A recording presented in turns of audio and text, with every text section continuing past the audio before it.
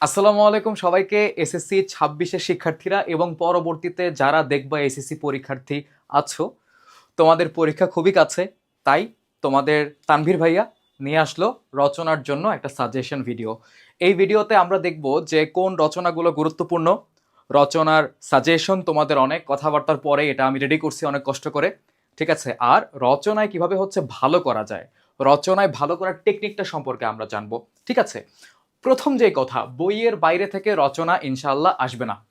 তোমরা যদি বিগত বছরের প্রশ্নগুলো খেয়াল করে দেখো, দেখবা সব রচনা তোমাদের বইয়ের ভিতরে যেই রচনাগুলো দেওয়া আছে সেখান থেকে আসতেছে। এর বাইরে কিন্তু কোনো রচনা আসে না। এটা একদম তোমরা সন্দেহ ছাড়া বা কোনো ধরনের কনফিউশন ছাড়া হচ্ছে তোমরা বইয়ের রচনাগুলো পড়তে পারো। প্রথম কথা হচ্ছে, বইয়ের রচনা অনেক বেশি নাই। 20 মার্কের জন্য এতগুলো রচনা পড়া কি অর্থিট? দেখো, এতটুকু তো পড়তেই হবে। যদি সবগুলো পড়তে পারো আলহামদুলিল্লাহ ভালো, কিন্তু তার ভিতরে হচ্ছে আমাদের কিছু কথা আছে। বিগত 3 বছরের প্রশ্ন অ্যানালাইসিস করে আমি যা দেখলাম যে আসলে এখানে 2023টা আমি আর আনি নাই, কারণ দেখলাম 24-25-এ যা প্রশ্ন এসেছে তাই হচ্ছে 23-এ এসেছে। 23-এ আলাদা করে তেমন কিছু আসেনি, নতুন কিছু আসেনি, ঠিক আছে। তো আমরা ধরো এই জায়গাতে 2024 আর 25-এর সালগুলা দেখো দেওয়া আছে, হলুদ কালারে 25 আর সবুজ কালারে হচ্ছে 24, মানে কোন সালে কতবার করে কোন রচনাটা আসছে। তো এইটার দিকে তোমরা যদি তাকাও, দেখো কিছু রচনা আবার আমি এই সাইডে লিখতেও পারি না, ওই পাশে চলে গিয়েছে। তোমরা মোটামুটি বুঝবা যে হচ্ছে কোনগুলা বেশি আসে কোনগুলা কম আসে। দেখো তোমরা এখানে খেয়াল করে যে বাংলাদেশের পর্যটন শিল্প, এটা কিন্তু ধরো মাত্র 2বার আমরা বোর্ডে আসছে দেখতেছি। বাংলাদেশের উৎসব এখানে এসেছে মনে করো 5বার, এরকম জগদীশ চন্দ্র বসু, রোকেয়া সাখাওয়াত হোসেন, এগুলা একবার একবার করে এসেছে বিগত 2 বছরে, ঠিক আছে। লঞ্চ ভ্রমণ, একটি ঝড়ের রাত, এগুলো এখন পর্যন্ত আসেনি বিগত 3 বছরে। কৃষি উদ্যোক্তা বলো, ঠিক আছে, ভাষা আন্দোলন বলো, বাংলাদেশের মুক্তিযুদ্ধ বলো, এটা 2-3বার করে এসেছে। একটা ইম্পর্টেন্ট জায়গায় আমরা এসে থামবো, সেটা হচ্ছে সময়ানুবর্তিতা। এটা অনেকবার এসেছে, তোমরা তাকাও। দেখো 2025 সালে 1 2 3 4 5 6 6টা বোর্ডে সময়ানুবর্তিতা এসেছে, আর 2024 সালে 3টা বোর্ডে এসেছে। ওকে, আবার ক্রিকেট এবং ফুটবল এখন পর্যন্ত হচ্ছে বিগত 3 বছর আমরা দেখিনি। আর কৃষিকাজে বিজ্ঞান, ঠিক আছে, কৃষিকাজে বিজ্ঞানের তো মনে করো লিস্টের বাইরে চলে গেছে। এতবার হচ্ছে এটা আসছে, 25-এ আসছে কতবার দেখো, 24-এ আসছে কতবার দেখো, ওই পাশে আমার লিখতে হয়েছে। ওকে, তো মাদকাসক্তি গুরুত্বপূর্ণ, অনেকবার এসেছে দেখতে পাচ্ছ। বাংলাদেশের প্রাকৃতিক দুর্যোগ, এটা অনেকবার এসেছে। তোমরা সালটা এটা দেখলে তোমাদের একটা ভরসা জাগে যে আসলে কোনটা কতবার করে এসেছে। এটা যদি একটু দেখতে পারতাম। সময় স্বল্পতার জন্য তোমরা দেখতে পারো না।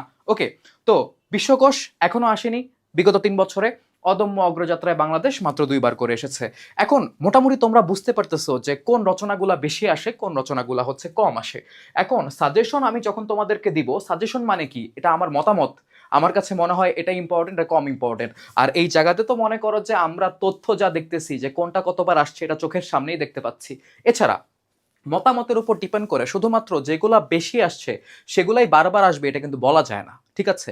তো আমাদের দেখতে হবে যে কোনটা এসেছে, আসার সম্ভাবনা বেশি, বেশিবার এসেছে তাই আমরা বলবো যে এটা আসতে পারে। আর কিছু আছে যেগুলা কম কম এসেছে, কিন্তু একেবারেই যে আমাদের বাদ দিলে চলবে তা কিন্তু নয়। তো প্রথম কথা, রচনা সবগুলো একবার চোখ বুলিয়ে যেতে পারো।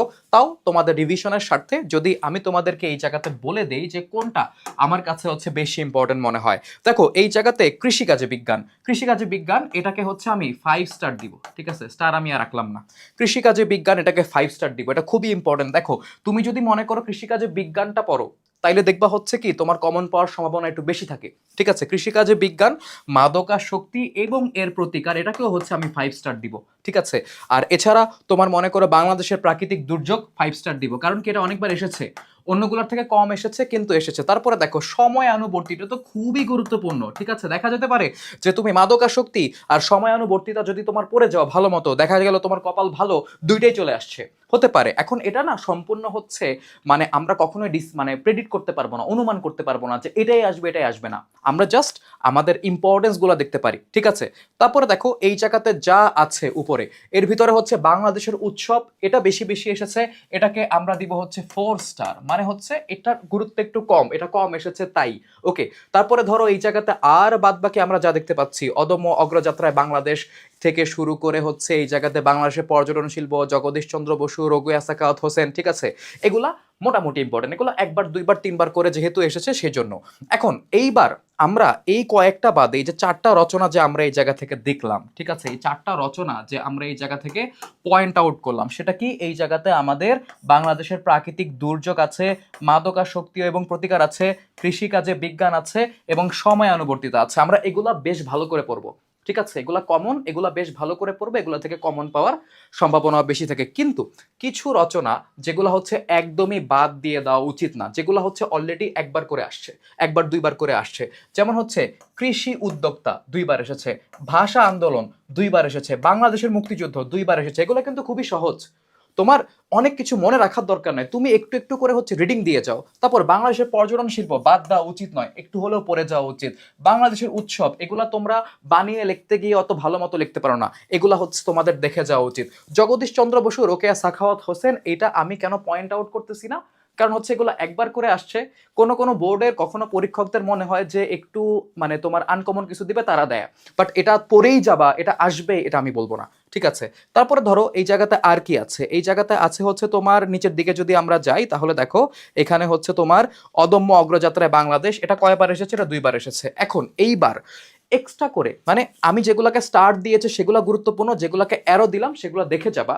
কয়েকটা রচনা তোমাকে একটু খেয়াল রাখতে হবে, এগুলা কিন্তু হুট করে চলে আসতে পারে, যেমন বাংলাদেশের ফুটবল, ঠিক আছে, বাংলাদেশের ফুটবল, কারণ কি রিসেন্টলি হচ্ছে কি বাংলাদেশের অনূর্ধ্ব 20 টিম, অনূর্ধ্ব 20 ফুটবল টিম হচ্ছে কি সাফ চ্যাম্পিয়নশিপ জয় করেছে।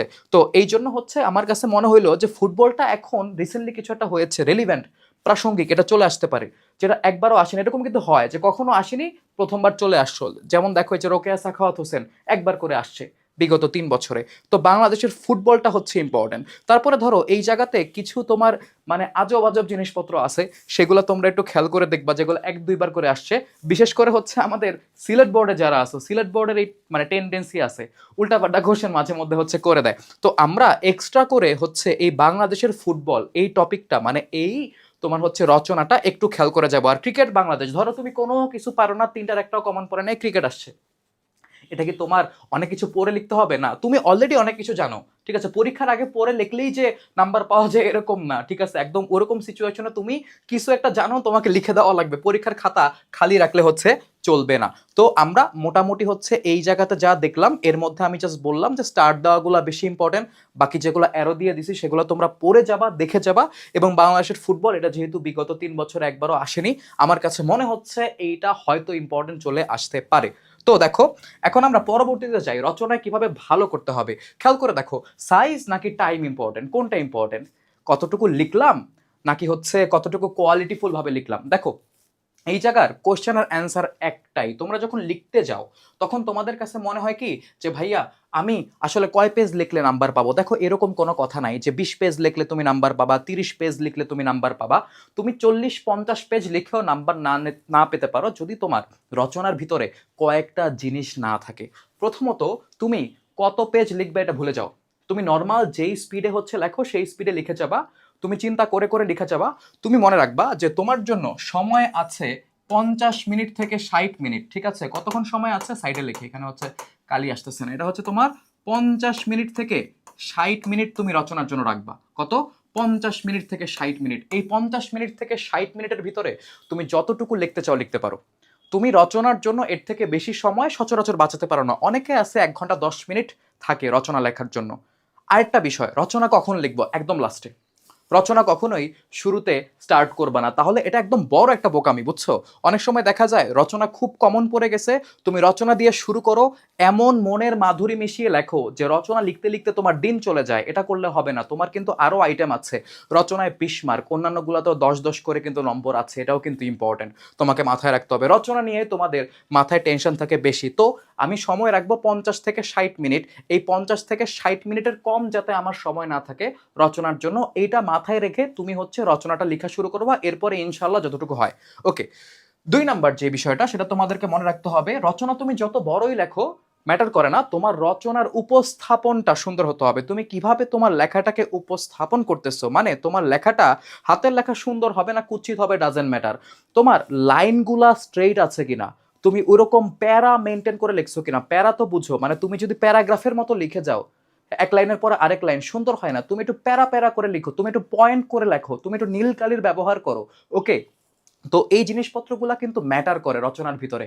মানে তুমি জাস্ট হচ্ছে লিখেই গেলা, পেজ গুনে গেলা, তাইলে কিন্তু হবে না। দেখো, সবার আগে কিন্তু আমাদের চোখে টিচার যখন তোমার খাতাটা খুলবে, সে তোমার খাতার দিকে হচ্ছে সবার আগে তাকাবে, মানে তার প্রথম মানে ইমপ্রেশনটা হচ্ছে তোমার খাতার দেখার পরে আসবে, বাকিটা কিন্তু সে পড়ে দেখবে। তো দেখেই যদি তার কাছে ভালো না লাগে, প্রেজেন্টেশনে যদি সুন্দর না হয়, তাহলে কিন্তু নম্বর পাবে না। দ্বিতীয় সবচেয়ে ইম্পর্টেন্ট যে বিষয়টা এই লাইনে, সেটা হচ্ছে পয়েন্ট। আমি তোমাদেরকে সবসময় বলি, রচনাতে ভালো নম্বর পাওয়ার খুব বড় একটা জায়গায় হচ্ছে তুমি পয়েন্ট সাব পয়েন্টগুলা কিভাবে বানাও। মানে তুমি হচ্ছে বইয়ের ভিতরে কতগুলা পয়েন্ট দেখলা, এই পয়েন্টগুলাই হচ্ছে তুমি লিখে গেলা পরীক্ষায়, তাহলে কিন্তু হবে না। নিজের মতো করে চিন্তা করে কিছু পয়েন্ট তৈরি করো এবং সেই পয়েন্টগুলো হচ্ছে লেখো। যেমন তোমাদের যদি আমি এক্সাম্পল দেই যে কৃষিকাজে বিজ্ঞান, এখন কৃষিকাজে বিজ্ঞান তুমি যখন হচ্ছে লিখতেছো, তো তখন হচ্ছে তুমি একটা পয়েন্ট ধরো হচ্ছে কথার কথা চিন্তা করলা যে বিজ্ঞান ব্যবহার করে বা বিজ্ঞানের প্রযুক্তি ইত্যাদি ব্যবহার করে কৃষিকাজে কিভাবে উৎপাদন বাড়ানো যায়। তো তুমি সেই জায়গাতে কতগুলো আলাদা আলাদা পয়েন্ট করলা যে দেখেন এইভাবে হচ্ছে মানে ইয়াটা বাড়ানো যায়, উৎপাদন বাড়ানো যায়। বা ধরো হচ্ছে মাদকাসক্তি ব্যাপারে যদি আমরা বলি, তাহলে মাদকাসক্তি একটা পয়েন্ট ধরো, মাদকাসক্তির রচনাটা পয়েন্ট হচ্ছে মাদকাসক্তি প্রতিকারের উপায়, ঠিক আছে? তো সেই জায়গাতে তুমি কতগুলা সাব পয়েন্ট বানালা যে পরিবারের দায়িত্ব, সমাজের দায়িত্ব, বন্ধু বান্ধবের দায়িত্ব, তারপর হচ্ছে স্কুল কলেজ শিক্ষা প্রতিষ্ঠানের দায়িত্ব, সরকারের দায়িত্ব, ধর্মীয় প্রতিষ্ঠানের দায়িত্ব। দেখো কতগুলা পয়েন্ট হয়ে গেল, তাই না? এরকম ভেঙে ভেঙে লেখবা, তোমার লেখাটাকে কিন্তু গুছায় আনতে হবে। তোমার রচনা পুরাটা তোমার টিচার পড়ে দেখবে না, তোমার পয়েন্টগুলোকে দেখবে আগে, যে ও আসলে লেখাটাকে ভাগ করেছে কিভাবে। প্রবন্ধ মানে কি, তুমি একটা বিষয়ের ব্যাপারে যা জানো সবকিছু হচ্ছে এই প্রবন্ধের ভিতরে নিয়ে আসবা, বুঝছো?